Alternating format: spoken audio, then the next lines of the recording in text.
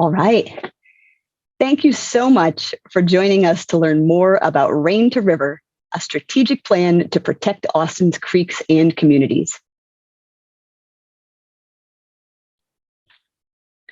Tonight's virtual meeting will feature a mix of live and pre-filmed segments. So we'd like to get things started with a filmed message from our lead community engagement planner for Rain to River, Sari Albornoz, who is currently on parental leave. Hello and welcome. Thank you so much for coming to the kickoff event for Rain to River, the City of Austin Watershed Protection Department's process to update a strategic plan to protect Austin's creeks and communities. My name is Sari Albornoz, and I'm a community engagement planner with the Watershed Protection Department. Watershed is the city department that protects lives, property, and the environment by reducing the impact of flooding, erosion, and water pollution. We're excited to be updating our strategic plan, which serves as a blueprint for everything we do. The purpose of today's event is to tell you about the Rain to River project, to let you know why it's important for our city, and to invite you to lend your voice to this update process. Thank you so much again for coming tonight, and thank you in advance for helping out in updating this plan.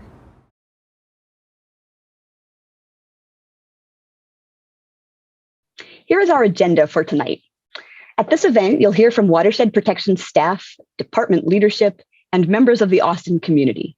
You'll learn more about the work of our department, the purpose of the Rain to River plan, and how to get involved in the planning process. During the interactive portion of the event, our panel will answer a selection of questions that have been submitted during this meeting via the chat. But before we dive into the details of Rain to River, we wanted to begin on a more inspirational note. Ireland Griffin, Austin's first Youth Poet Laureate, has written and performed a poem especially for this occasion. Thank you so much, Ireland, for this beautiful and uplifting work. We are very excited to debut this poem for the first time tonight. Hi, I'm Ireland Griffin, and I am Austin's inaugural Youth Poet Laureate, and this is a poem I wrote for the Rain to River plan. How to measure the in-betweens of a breath the lungs were dying to take. Finding for yourself a home, stone becoming a river in a dry bed. For right now, it is living. It is purifying, the soft touch of dew after a lifetime of winter. How to love when it's loved you longer, droplets holding onto your pulse. The kind of stillness you only feel near water. Sometimes it's enough to just bridge the gap. To give you a better idea of how Rain to River will inform and guide our department's work, we wanted to provide an introduction to watershed protection and what we do. Our department uses a wide range of solutions to address watershed problems, including regulations, programs, and construction projects. This next video will take you on a quick tour around town to learn more about how our staff help protect Austin's creeks and communities.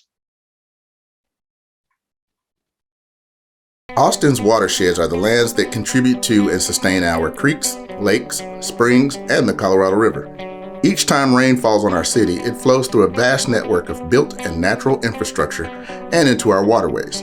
Rain feeds the beautiful places that make Austin special, places where we can spend time with friends and family, explore nature, cool off, and relax.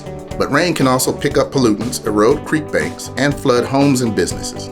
The city's Watershed Protection Department focuses on how rainwater makes its way across Austin's landscape.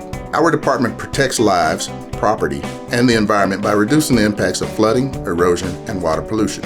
We do this through construction projects to improve infrastructure, regulations to prevent future problems, and programs to address citywide needs. Let's go on a quick tour of some different ways that our department helps tackle watershed problems. My name is Kelly Rich, and I'm an engineer with our stream restoration program. We're standing in front of an eroding creek channel near Colony Park in East Austin. Our construction crews are working to stabilize the banks and improve the conveyance of water to help reduce the threat of erosion and flooding for nearby homes.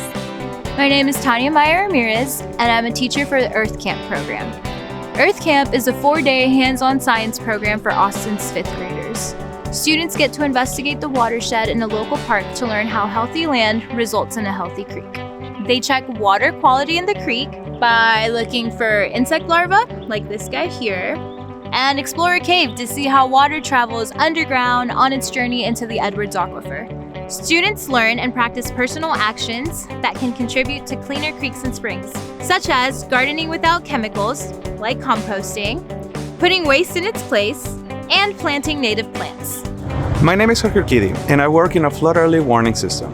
We are responsible for watching the weather 24/7, maintaining and monitoring a large network of rain and stream gauges around the city, as well as low water crossings.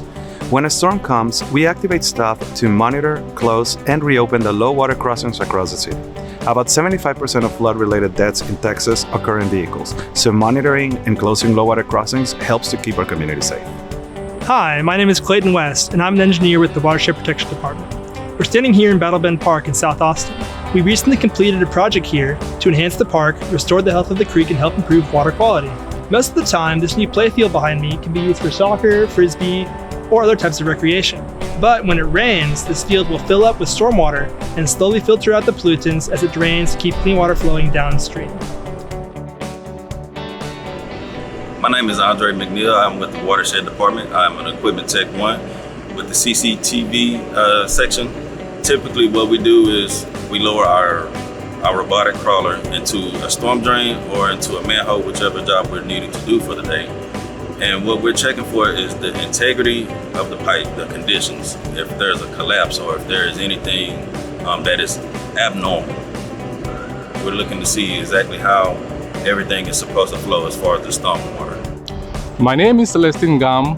I'm on the water quality compliance team.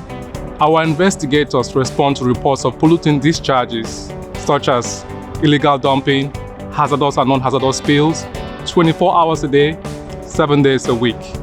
We ensure effective recovery of pollutants from the environment. Examples of pollutants we encounter include pesticides, antifreeze, paint, motor oil, and grease. Last year, we recovered over 6 million gallons of pollutants from the environment, preventing all that bad stuff from ending up in our creeks and our lakes.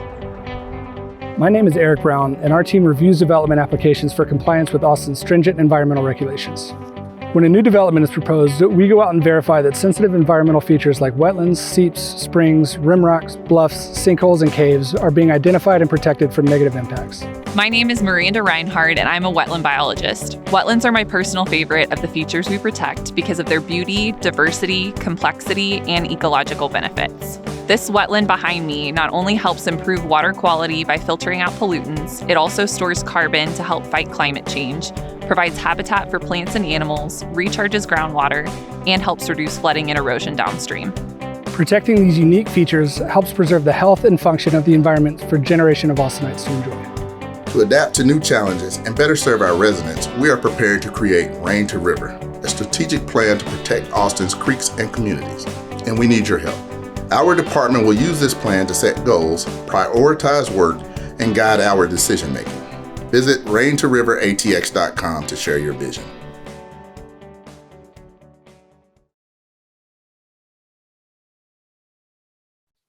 Now that you've seen the kind of work that we do, let's talk about the Rain to River plan. To provide an overview of the plan and why it's important, we would like to welcome the Director of Watershed Protection, Jorge Morales, as well as Katie Coyne, our Assistant Director and Environmental Officer. Welcome, Jorge and Katie. Jorge will kick it off.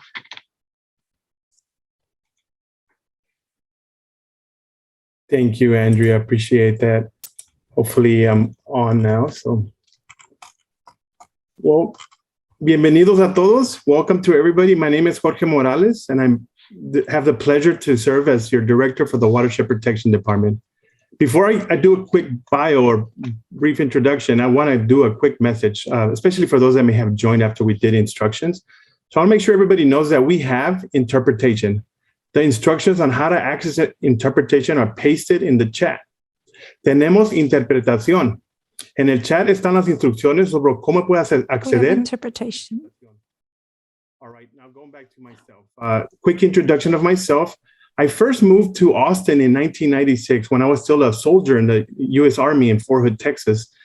I remember coming to UT at the time, and after my service in the late 90s, I actually came back to finish my degree in civil engineering and started my career at the Watershed Protection Department as an intern in the late 90s. And so as you might imagine, I've been here for some time, so I've seen how the community has changed and how this department has changed. So I'm excited here to be at this kickoff as we update our strategic plan. So you may be wondering, what is this about? So I'm going to give a quick overview and purpose of the Rain to River. So Rain to River is a strategic plan that will guide the work of our department for the future. The plan serves as a blueprint for our work and operations. This plan will help us set goals, prioritize our work, and make decisions. It will also allow us to track and report our progress in achieving our goals. We want the resulting plan to be accessible and informative to the broad audience. The community will be at the heart of this process, shaping the vision, goals, and priorities of the new plan. We will be open to changing our department operations based on the values and priorities of the community, even if that results in changes to long-standing practices. We want to make sure to give ourselves enough time to build trust and consensus. We estimate this process will take about 3 years to complete, with the final adoption by City Council anticipated at the end of 2024. I do want to reiterate that we do have a plan, and any action items that we receive, we will take action along the way as well. So if you're wondering, why do we need to update the strategic plan? Well, like I stated earlier, the strategic plan was originally adopted in 2001. Austin has changed a lot in 20 years since our original plan was developed. We must confront pressing challenges like climate change, population growth, and racial inequities. For Austin's residents to continue to thrive, we need to develop concrete steps to both act quickly and plan for the long term. The original plan didn't prioritize engaging people of color, low-income communities, and other groups more likely to experience negative quality of life outcomes in Austin. So what is the approach we'll take to include community input in this plan? We are using inclusive and equity-focused approach to community engagement. We are ensuring that this time, we hear from the people who have been left out of previous efforts. We will dedicate extra time and resources towards engaging these groups. This will be an interactive process where we summarize what we think we heard and check back with the community to make sure we got it right. We want the input that reflects the wonderful diversity of our community. This will result in a stronger plan. With that, I'm going to turn it over to Katie, now our environmental officer.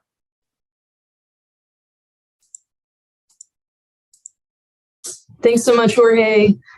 Welcome, everyone. Thank you so much for spending your Tuesday night with us. We're so thankful that you're here and hope you continue to engage in this process. Community is a key part of how we want to make sure that we're embedding all the values that you care most about. My name is Katie Coyne. I am the City of Austin Environmental Officer and Assistant Director of Watershed Protection. What that means is I'm in charge of making sure that we're delivering on our environmental vision, our environmental goals, environmental policy for the city as a whole.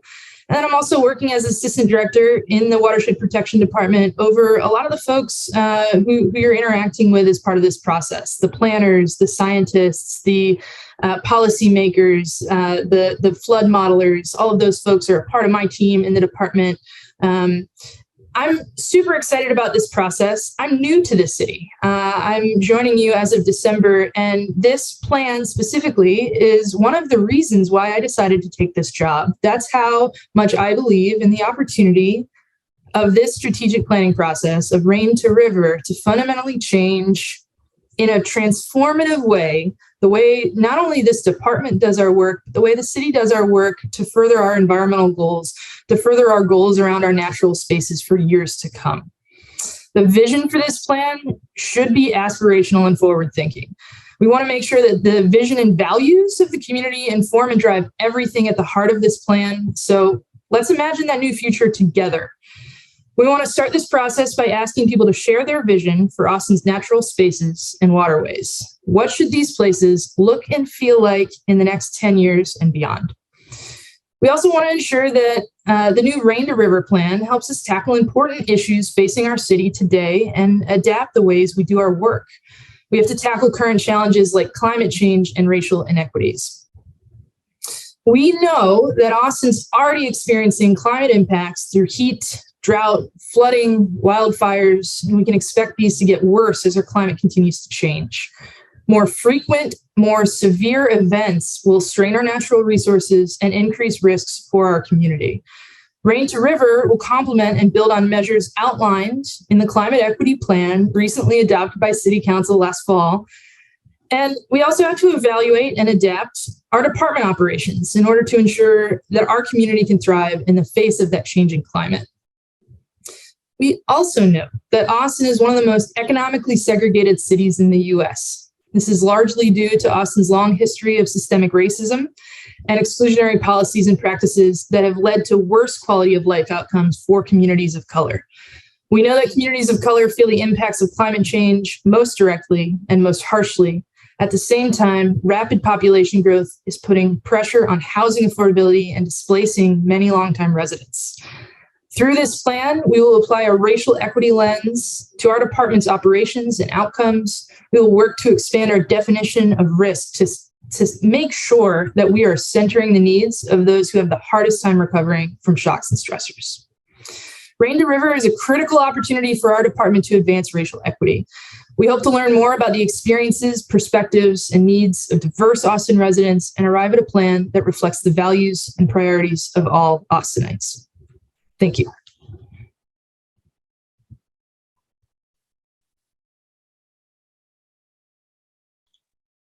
Thank you so much, Katie and Jorge.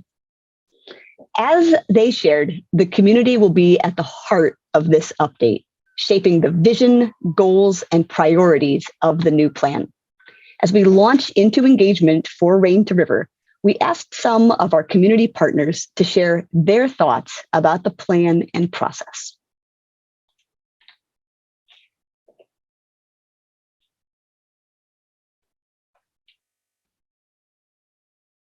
Hi there, this is Andrew Smiley. I'm the director of Tree Folks. Good evening. My name is Tanya Walker. I am the creator and the founder of Black Women Who Kayak Plus.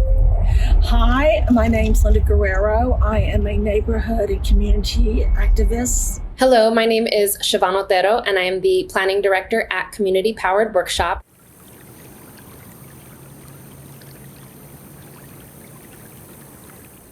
I believe the work that the Watershed Protection Department does is important to Community Powered Workshop because they help protect the lives and environment of our Austin communities by reducing the impacts of flooding, erosion, and water pollution.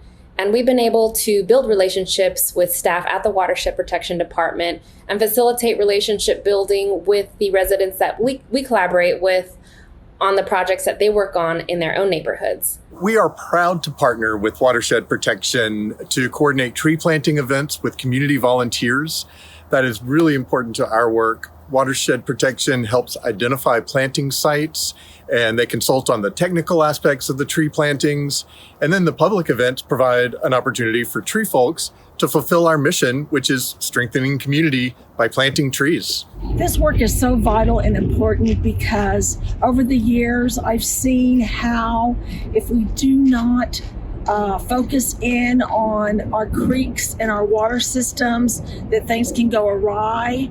When I was a child, I remember when we used to come to the creek and we watched them put the sewers in, and how we thought, what are they doing to our creeks? Why is this happening? And we couldn't get any answers. So it's so great to know we can call a place and say, why is this happening to my creek? Why is this happening to my river? It is so important to our organizations because we are rooted from the water. The things that Black Women Who Kayak Plus is trying to do is to break down the barriers of why Black and brown faces is limited or rare in all types of body of water. Well, with the Watershed Protection Project, we're hoping that it will bring more light to that reason, but then to also provide some education of why their project is so important to not just the areas that you see less brown and Black faces, but as a community as a whole.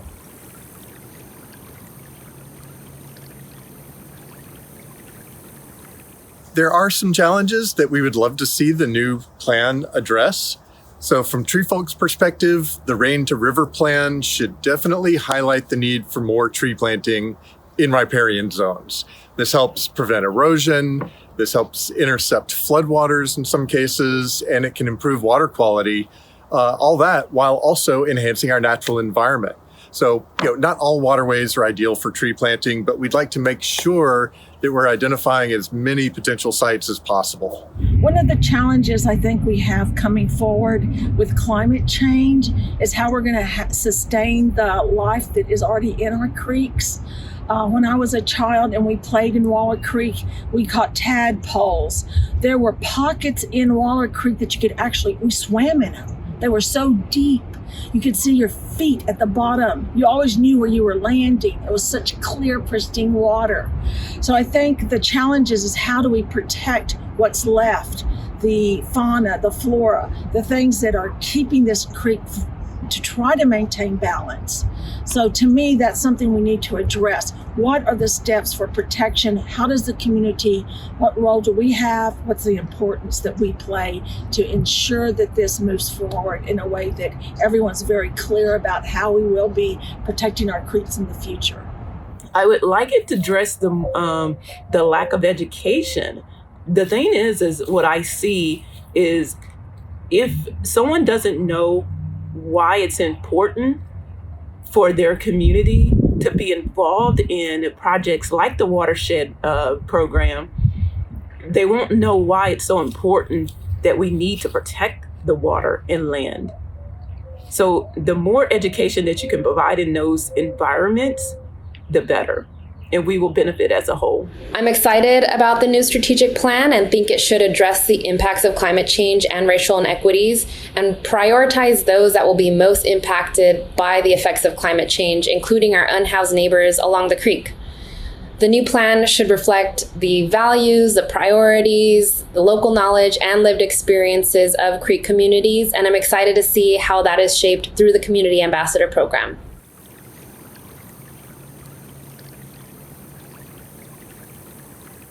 Showing how that would relate to us, showing how important it is for us to be protective of those things. In order for us to continue enjoying them, we have to understand why we need to appreciate those things. Yes, water in general, we appreciate being able to drink a glass of water, but it's so much more than that. And I feel like the more education that you could bring in the inner city communities will be beneficial. Because Tree Folks hosts community volunteers at our tree planting events in partnership with Watershed Protection, we're glad to have a representative on site at each event to explain the importance of the projects. We would also be happy to work with Watershed Protection to offer even more interactive educational opportunities for folks that participate in our tree planting events. I believe that successful community engagement would include building relationships with residents along the creek and collaborating with community leaders and community-based organizations that can facilitate engagement processes through creative engagement strategies like storytelling, so that people can share their own narratives in their own voices and be part of decision-making processes in more fun and accessible ways. I think the key component to a successful engagement is trust. Just because you wear the City of Austin hat, you therefore are stained in so many ways, and I'll just be blunt and honest about that. So I think once we ask the community engaged, that we have follow-up, they feel that we can be trustworthy, that we will have their best interest at heart, and that we're not just going to do this checking off the box as the neighborhoods say, that we're going to actually come forward with results and a plan that we can all feel comfortable with.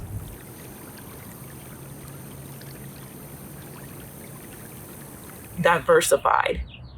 I strongly feel that the more education you could bring in those communities and the more programs that you could also include from not only from a child up to an adult, but educating them on those important things of why we need to continue to protect our land and our water. I hope to see that more in the 10 years plus to come. In 10 years, I hope that Austin's creek communities are more connected and resilient to the impacts of climate change and are centered on the voices, dreams, and solutions of those that live along the creek. In 10 years, I hope that Austin's creeks and communities are more forested, where appropriate. I also hope that community members are more connected with their creeks to foster a broader appreciation for and a respect for our waterways, and really to encourage folks to help care for them. In 10 years, I hope that Austin creeks and community are more balanced, more protected, and that they actually flow, and that they have a way to have connectivity as they go downstream or upstream, and that we're kind of like a vein that keeps pumping that energy and that heartbeat through Austin.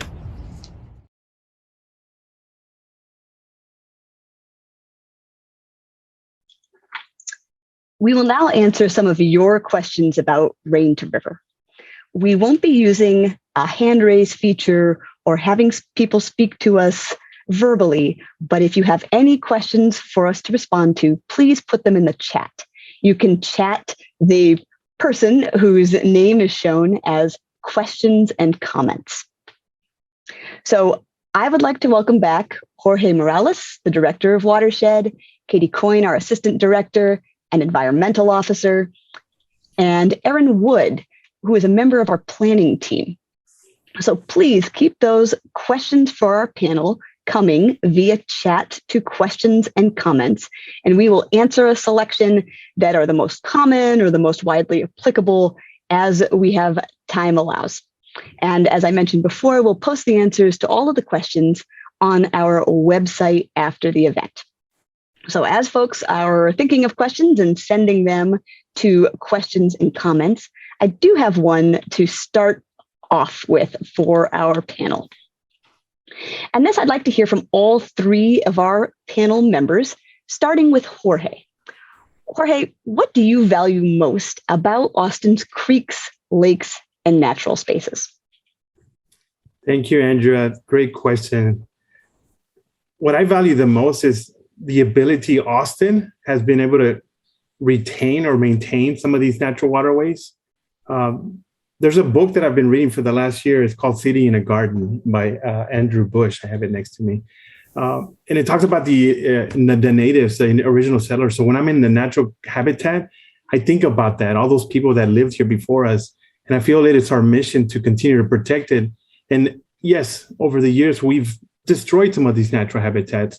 So I think it's our mission to also help reestablish it. So when I'm in nature and disconnected from the noise and all that, I feel really, really at home, I guess. You know, I grew up playing in the creeks. And so even though I didn't grow up in the Austin area, I remember just being out there and just seeing nature. So I really appreciate that. And when I go to the lake, and especially in the early morning hours when nobody's out there, it's really very joyful and relaxing for me.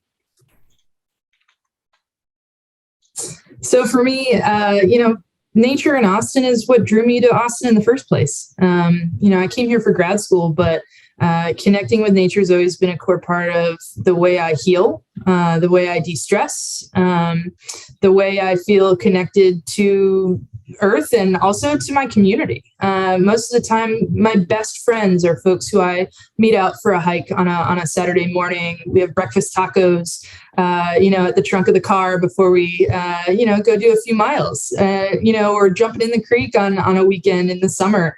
So that's critical to the way I function as a human. I couldn't do this job well if I didn't have Austin's nature to refuel me. And I know that a lot of folks feel the same way. It's core to the identity of Austin. It's part of why folks love this city so much. And we love that. I think a lot of folks love that you get nature right in the middle of the city. There's not very many places you can climb within the city limits along the Barton Creek Greenbelt. There's not very many places you get 10 miles of hike and bike trail in the middle of downtown.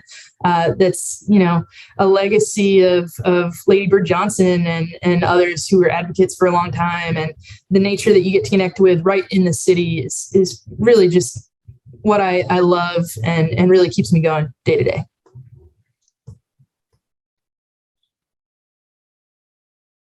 Thank you. I'll just echo some of what Jorge and Katie said. I actually grew up in Austin, so I feel like Austin's creeks and nature were just kind of embedded from my DNA from the start. So whether it was looking for fossils in Shoal Creek or swimming at McKinney Falls or paddling and trying to chase nutria and swans around on Lady Bird Lake, I've always been on Austin's creeks and waterways. And that's what drew me to this department. And so I'm just so happy to be part of this effort to be protecting the places that I love. Thank you all. All right, our second question was submitted by Audrey and a similar version by Thomas. And I think we'll start with Erin for this one. How will you include the voices of those who are unable to attend today or who are not electronically connected? What are you doing for outreach to underrepresented communities? Absolutely. Thank you guys so much for that question. I was about to say this was the first step in a very long journey, but it's actually one of many steps because we've been meeting with community partners and starting to build relationships over the last several months. We presented to the Environmental Commission in the fall last year. And so, but this is kind of our kickoff of community engagement. So there's going to be a lot of different ways to get involved. And as Jorge mentioned in his earlier statements, we're going to be dedicating extra time and resources toward engaging groups whose voices have been left out of past planning processes. So one of our key tenets is to meet people where they are. So tonight we are having a more traditional virtual kickoff. We will be recording this to share with folks who weren't able to be here tonight, but we want to be out in the community, going to events, meeting people where they are, telling them about this effort, telling them about the survey. We'll be attending a number of events this weekend for Earth Day, but we'll continue to be out in the community, meeting with neighborhoods, meeting with different organizations. And so if you want us to come out, if you're having an event, if you think we would be a good fit, definitely reach out at raintoriveratx.austintexas.gov. We would love to be in touch, and we'll continue to track how we're doing on our survey and how representative it is of the demographics of Austin, and trying to dedicate extra resources and time and go to additional events to make sure that we're hearing a diverse range of voices. We're also employing a couple new strategies as part of this effort, and on top of tabling at events and meetings in our survey. We'll have compensated focus groups that we're very excited to be partnering with Measure, which is a local Black-owned nonprofit. They'll be conducting a series of focus groups that will be designed and focused on historically excluded communities around town. We're also very excited to be launching a community ambassador program. And so we'll be hiring an economically and racially diverse cohort of community ambassadors that will be helping us kind of extend our network through the community and really reach out to people and gather their perspectives and experiences. And so we'll provide some more information on that a little later in the meeting, but that application is live and we're encouraging people to apply and to share that with everyone that they know. Well, we're also working on a mini grant program similar to the ambassadors for organizations that have experience with engaging with communities across the city that we can partner with to, again, kind of extend our reach and hear from as many voices as possible. Thank you, Erin. All right, Andrea, I can add a little bit to that if you will. Thank you. Absolutely, Jorge. Thank you. That's a great question. And so, as I mentioned earlier, I actually started with the watershed department as an intern. One of my early jobs was out there to go vegetation control, go out and inspect ponds, interact with complaints. When I came back in 2009 to watershed the second time, I worked in creek flood, local flood. So obviously I interacted with a lot of folks, usually when we had some floods and they were distressed. One of the best part of my job now as a director is that I get to interact with the community at all levels. And so as I go out and learn from the great things we are doing, the things we can improve, now through this process, we actually have a better tool to capture that information, right? Because it's not just about talking with our communities, but listening and seeing how we can continue to improve who we are and how we do business as we move forward. The department's only been around since 1996, right? That's when we formally came together. Our plan's only been around for 20 years, so we're going forward and dealing with changes in the community, right? And so I look forward just to continue to have the interactions. Through this process, you're going to see not only myself, you're going to see the other executive team members, leaders in our department, to actively engage with the community. So please come out and share the good and the bad. We want to hear it all. Thank you. Thank you, Jorge. All right. Our next question, I think I'll send to Katie. This is a question submitted by Deanna. How can we educate and encourage landowners to revegetate creek areas and stop making lawn up to the edge of creeks? Yes, I'm sure that we'll hear a lot about maintenance practices as part of this process, and we want to make sure that we're building on work in Onion Creek, and I can hand it off to Aaron here in just a minute, but some of this comes down to education. I know that there's a lot of fear associated with areas that maybe look less manicured, even though we know that the science says that areas that function really well from an environmental perspective don't always look super maintained. And so trying to change hearts and minds a little bit about what a functioning ecosystem or what a functioning riparian area or creek edge looks like is a core part of that. And so we'll rely a lot on our education team to do that. We also want to lead by example. So in our programs as a department, we've piloted many grow zone programs where we've stopped mowing and looked at how creeks can naturally help heal themselves along those edges, and have had great success over the years at looking at what it looks like to actually stop mowing up to the edge of a creek. And so that leading by example, having those examples of those success stories in places where the city has more control is a key piece.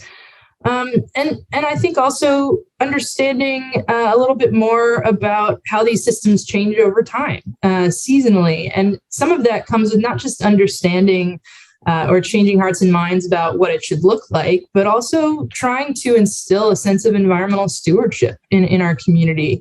The idea that you're following the seasons, you're following the changes in your environment is, at least for me, a critical way that I feel connected to the larger world around me. And so trying to especially work with youth to teach folks how to cue in to some of those things that maybe me growing up or other folks growing up weren't necessarily taught growing up about how to stay connected to nature. And then I'll pass it off to Aaron if you have anything to add. Thanks, Katie. I agree. I think we're going to hear a lot about this in the process, and we look forward to having these discussions and building some solutions that can, achieve multiple functions and priorities. As Katie mentioned, we've had a public riparian restoration process on our watershed land and park land for many years now. I know we're starting to explore some opportunities for moving beyond just education for private landowners, but looking at partnerships or incentive programs. Or are there ways that we can work with landowners to help incentivize more natural land practices? I think this is something that we've seen from LCRA and other partners in the past. We want to build on that good work. And that's something that we're looking forward to discussing and building out further as part of the Rain to River process. Okay, thank you. So our next question is about the length of time it'll take to go through this planning process. And I'll start with Katie, but Aaron, you may want to add in, and of course, Jorge, feel free to contribute at the end. So why is it taking 3 years to develop a plan when we are facing urgent issues right now? We are already seeing impacts from climate change. It's a really good question, Andrea. And it's honestly something I struggle with. There's a huge sense of urgency in doing this work and doing not just this work in watershed, citywide, really embedding climate justice, climate equity, racial equity into this work. It's overdue. And sometimes that's overwhelming. We feel like we need to take the big bites now or yesterday. But we also recognize that it's been 20 years, as Jorge said, since the last plan. And that plan that we have in place has been evolving and still informs our work and still will continue to inform the work that we're doing every single day to implement projects, to continue our field operations, et cetera. And so just because this plan is taking 3 years doesn't mean the work of the department stops until we're done with it. So I want to make sure that's clear.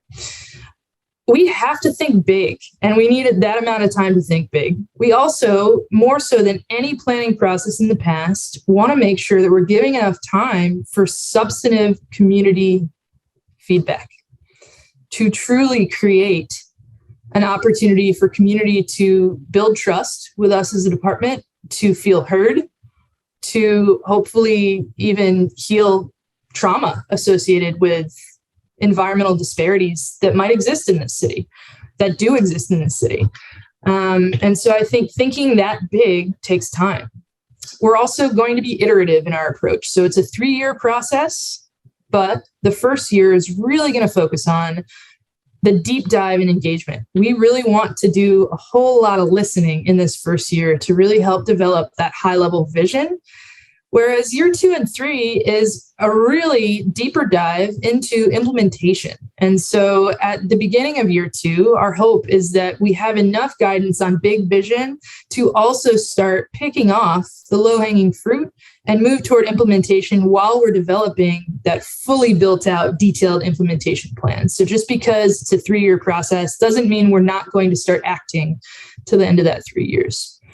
And then the last thing I'll say is in those 2 and 3 years, in year 2 and 3, we also want to make sure that we are creating enough detail in our implementation plan in terms of the metrics and the other ways that you as community and other folks in the city can help us stay accountable to what we're committing to you.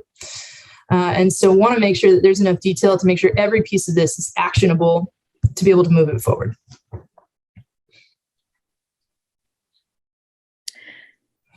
Thank you, Katie. And I'll just add on to that yes, we, on the iterative process, this is our deep dive into engagement in 2022.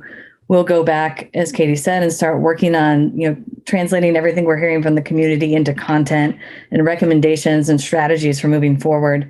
We'll come back to the community next year and show you what we got and say, did we get it right? Did we hear you correctly? How is it going? Are we moving in the right direction? Here's the strategies we're coming up with. Which ones are your top priorities? And so we'll have a second round of engagement where we check back in with the community, get a sense of, if we're on the right track, what the priorities are, go back again and do more work on writing the draft plan, and then bring that back to the community, not as a final product that's, going through a few commission processes, but that we can really get, again, substantive feedback on the draft plan, work on a finalized version that we can then take to the Environmental Commission and City Council for adoption in 2024. So we have multiple checkpoints along the way to make sure we kind of hit pause and come back to the community and say, are we getting this right? Are we moving in the right direction? Andrea, I had a little bit. I think Katie and Aaron did an excellent job already, but I was reflecting on what Linda Guerrero, one of our community partners, said in the video earlier. We don't want to just check the box. This is not an exercise for checking the box. We're being intentional, and to be intentional, we have to be very thoughtful. And I'll be the first one to say that I thought 3 years is too long. And so I know that the work that we're going to gain by spending time listening, learning from our community, and making sure that we're making updates that are meaningful to our community are going to be very valuable. So it's time well spent. So thank you for that question. Thank you all. So our next question is about a specific impact, but I think I'll kick it to Aaron at first to talk about how the plan can address issues that people are concerned about. If there's a specific topic that is coming up as a point of concern, how is that incorporated into the planning process? What are the different steps that take us to the initial community input to the future direction of our department? So I'll give you the specific question that was raised. And we hear a lot of concerns about encampments near our waterways and trash in our creeks. And tonight, we hear from a Pacific Crest thru hiker and from Jess about incorporating leave no trace principles for folks who are camping near these waterways. So when we think about really gnarly issues like encampments in our waterways, Aaron, how will Rain to River address these topics that are so important to the community? Sure. Thank you so much for that question. I'll take a step back and give kind of a broader answer about the process, like you were saying, and how Rain to River is moving through approaching some of these different issues. Because we hear a lot of them. We heard about maintenance earlier, algae, flooding. We have a lot of these things on our radar that we've heard from prior engagement. I will just say on the issue of encampments that we realize that this is a big concern for the community. And that fully addressing the causes of homelessness is a really complex and long-term undertaking that the city and partners are working diligently on. We just wanted to reiterate that the City of Austin and Rain to River are committed to an empathetic and compassionate approach to managing our creeks and natural areas. So this is a problem, that we recognize there's some impacts on waterways and we'll continue to work through during Rain to River. But I think looking to the work that was done in the central Williamson Creek area with that visioning effort, really making sure that we take a compassionate approach and recognizing that this is a much bigger problem than just watershed protection. And so taking that step back, we are kind of the short answer to some of these as far as like, how is Rain to River going to address this? How is Rain to River going to address that? Is we don't really know just yet. But I can emphasize that we're approaching this with a learning mindset.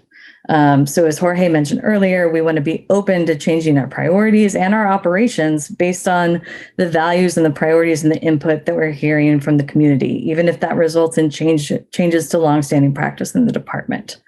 That's not to say that every recommendation will be incorporated into the plan. We do expect some difficult conversations about trade-offs and constraints.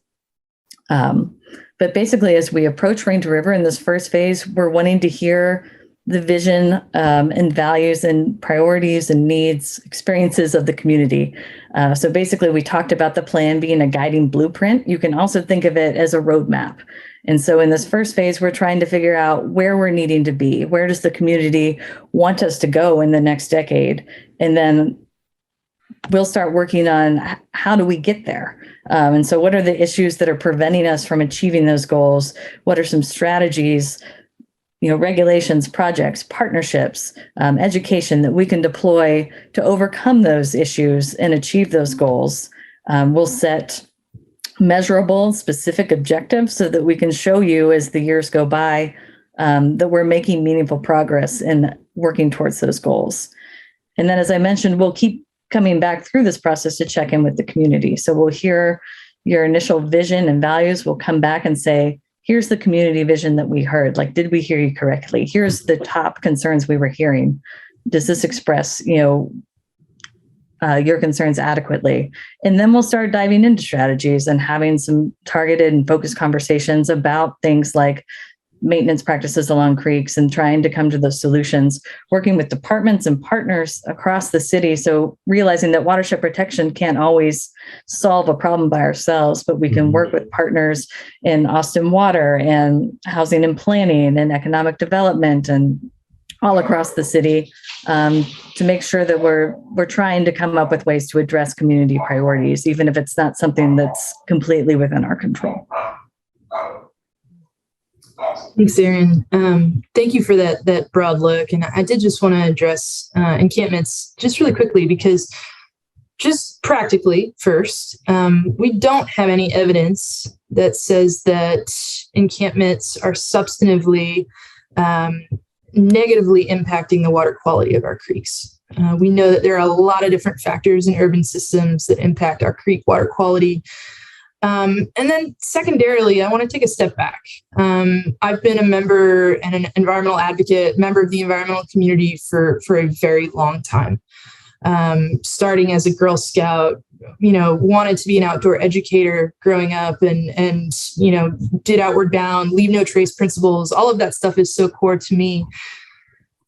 But I think if we're going to really, truly reinvent the way we think about a plan that centers equity, the environmental advocates in the room, I feel like, need to rise to the challenge of making sure that we don't ever dehumanize our neighbors in the name of environmental goals. And that is a place I want us to really center as folks who care about these issues that are intertwined and impossible to separate. And so just as Erin has said, I hope that, community and certainly our team will take a human-centered approach to conversations with our neighbors who might be experiencing homelessness, who are very likely experiencing trauma. And then also just wanted to speak very specifically to our engagement. We know that we plan to do engagement work that will involve people experiencing homelessness through multiple methods. And one of those, for instance, is we're planning on doing focus groups where we compensate folks for their time. Just also to speak to one more thing, and then I'll hand it off to Jorge.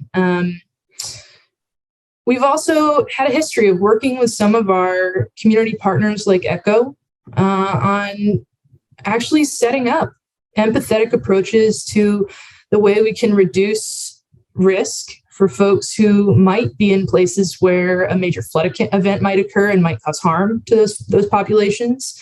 And that work is something that I'm particularly proud of, that happened years before I came to the department. But I want to build on those relationships with the experts who have those trusted relationships with those communities as well. So, Jorge?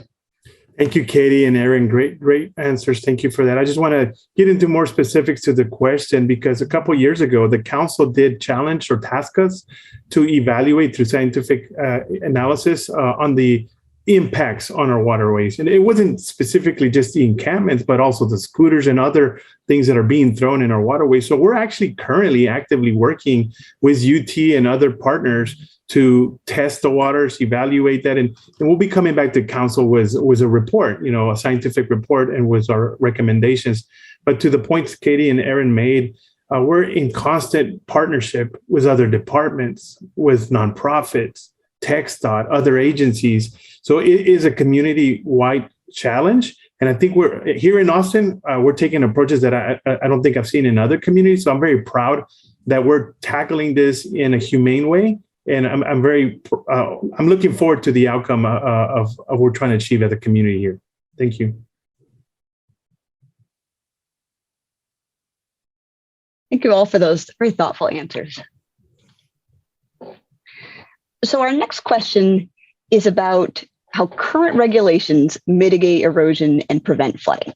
And so I think I'll start with Jorge to discuss some of how our current flood regulations work, and then potentially transfer to Erin to address erosion. So Wes left a comment describing the drainage patterns where he lives off of North Lamar. And he was asking how our current regulations do mitigate erosion and prevent flooding. And specifically, how would he or anyone make sure that flood studies or drainage studies are accurate as North Lamar continues to develop? If an owner is trying to rezone or go to more intense use like condos or vertical mixed use. So Jorge, can you start by describing our current drainage regulations? Thank you, Andrea. Great question. And in general, our department uses the Land Development Code, right? For any development, there's regulations related to development. Our department definitely oversees some of the criteria manuals that help with the design criteria. So we have, for drainage purposes, we have the Drainage Criteria Manual, the DCM. And for erosion and other environmental aspects, we have the Environmental Criteria Manual as well. I do want to point out that as climate has changed, it's happening. One of the first things we did when I came on board in 2019, we adopted the Atlas 14 updates to the floodplain regulations, where we actually are taking into account the higher intensity of rain that we're seeing now. It was adopted in November of 2019. And so we're holding development and redevelopment to a higher standard of under this Atlas 14 as a way to prevent further flooding situations and making sure we're accounting for. We're actually actively remapping the floodplains in the creeks and the waterways for the city of Austin, a very aggressive remapping project that we're doing over the next 5 years, where we're going to remap and redelineate all our floodplains based on the new data. So that's one of the ways we do it. As part of the Atlas 14 updates, we also allowed for some administrative variances where we can actually do something with Some things go to council, some things are done at the staff level. So that was incorporated through that change as well. And as a department, we've been collecting data, complaint data for years. We've been creating models, not only for creeks, but also for localized areas that are away from the creek, flooding that occurs away from the creeks. We've been modeling that as well, trying to use the newest technology that's out there to help us better determine those priority areas. And so when a developer comes in, they have to go through a permitting process. They have to provide a lot of these engineering flood studies, working with our partners at Development Services Department. However, our department, Watershed, also has licensed engineers, floodplain managers that review all that data. And so we validate all that information and make sure that if there's a new development infield or grass fields, greenfield, that we're actually taking into account our current regulations for those developments. And if there's any impacts, the engineers have to go back and mitigate those impacts. We don't allow downstream impacts or even upstream impacts with new development currently. I'll pass it on to Erin to speak to the other part of the question. Sure. Thank you, Jorge. I'll try to speak briefly to our erosion regulations. I wanted to emphasize that our regulations definitely focus on preventing future problems in a lot of ways. And so we have a lot of development that's occurred in the city before we had watershed regulations. And so a lot of the erosion issues that we deal with as a department that we're going out, like you saw in the video, and stabilizing the banks and doing work with our in-house crews and with our capital program are homes and structures and infrastructure that were built prior to having our watershed regulations. Our current regulations have an erosion hazard zone, which requires engineers to go in and do some calculations and make sure they're calculating out like how much that stream is anticipated to downcut and widen over time based on the local data that we've collected, so that we can make sure homes are set back adequately, and that if, for instance, Austin Water is building new infrastructure, that it's located deep enough so that it's not going to be exposed and threatened by future erosion. We also, you saw in the earlier What Watershed Does video, one of our engineers standing at a water quality pond in Battle Bend Park. Our water quality ponds for these smaller storms are 1 and 2 year storms. They hold on to that water so that we don't have a big slug of water going quickly downstream and eroding the banks. It's held in those ponds on a lot of sites and then slowly kind of filtered out over a couple days to make sure that we're not creating erosion problems downstream.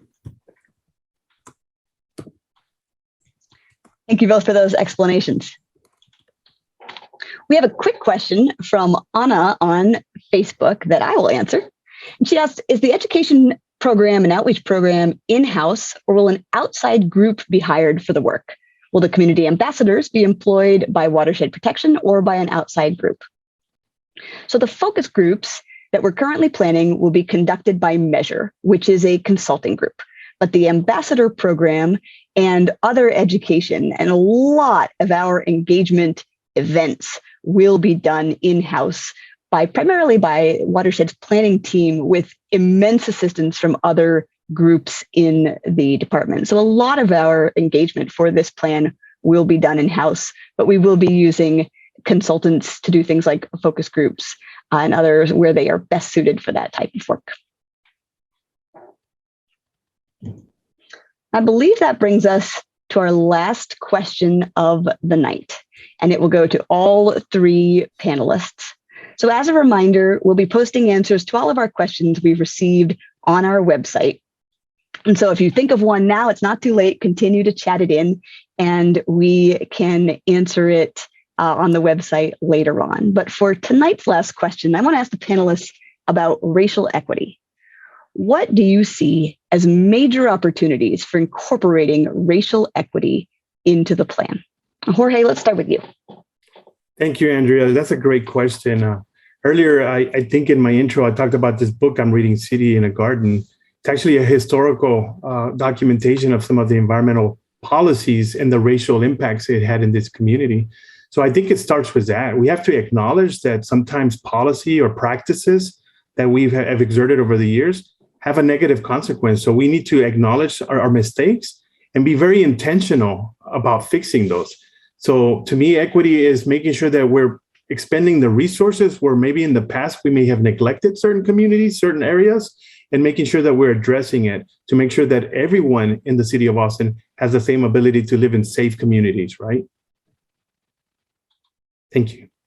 Thanks so much, Jorge. This is a really critical question for me. I want to start by saying equity is something that obviously is important to the city as a whole. It's important to the department, and we've not always done a good job of embedding it in our work. But it's also personal to me. I am the first woman environmental officer in the history of the city of Austin. I'm a member of the LGBTQ community. And that experience has taught me how important it is to think about things critically about the way we embed equity into our work, and racial equity in particular in this work and in the work of the city. I think that we need to start to reevaluate what I like to call scarcity mindset. This idea that if we start to think about equity as a core goal of this plan, it's automatically going to be at the expense of our flood mitigation goals or our equity or our environmental goals or something else. And that mindset is flawed. We have to start thinking of equity as so core to our goals that any of those other goals we might have as part of this plan are not making the cut unless they substantively improve our equity outcomes. It has to be core to this work, not just nice to have. And that is totally different than how we've approached this in the past. And we're also building on the work of the Climate Equity Plan. That was the first plan that really built back some trust with community that felt collaborative. So that was a plan that I was a part of as one of the co-chairs of the steering committee prior to my coming out of the city as staff. And so I got to see that from the other side and see how we piloted some of these things like the ambassador program, and how we really started to build back that trust in a collaborative process between city and community.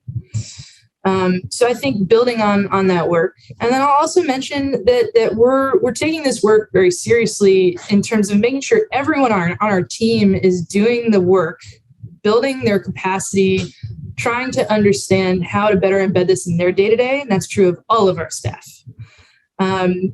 But we're also making sure that we have key point people in decision-making positions. And so we just recently brought on our equity program manager, who is a part of our executive team as a department, who comes to us from Austin Public Health. She has a social work background. So Kai Tavernier is another key way that we want to make sure that the relationships she builds with me, with Jorge, with other leadership, with other staff, are really acknowledging past trauma, past harm, and moving forward in a way that is accountable and builds back that trust.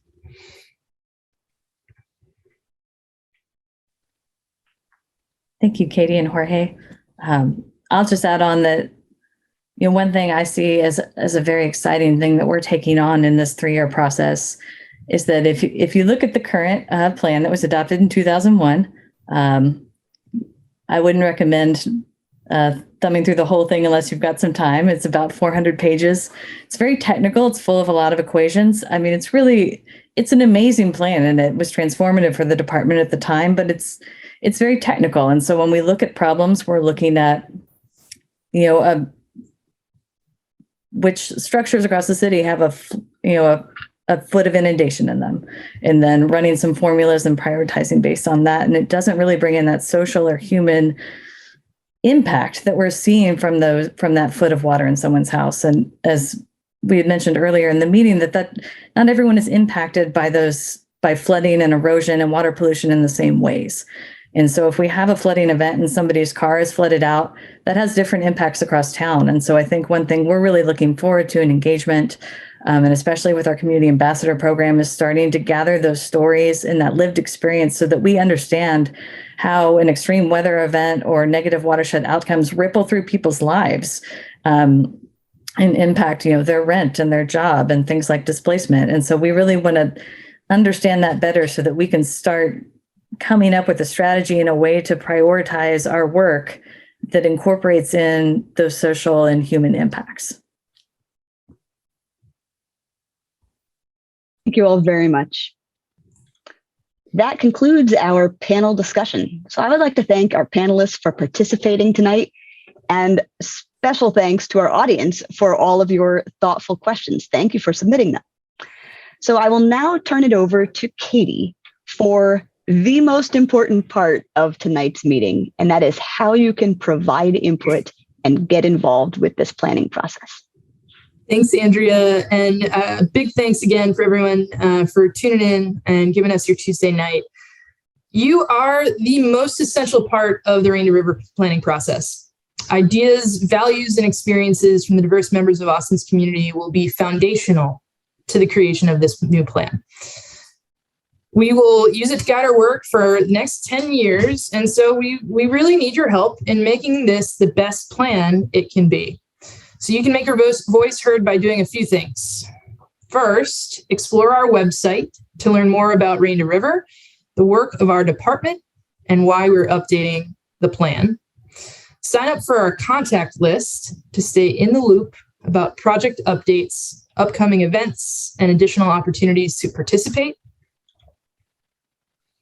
Take our community vision survey. This is live now. You can use this awesome map to share your experiences with Austin's natural spaces, waterways, and drainage infrastructure.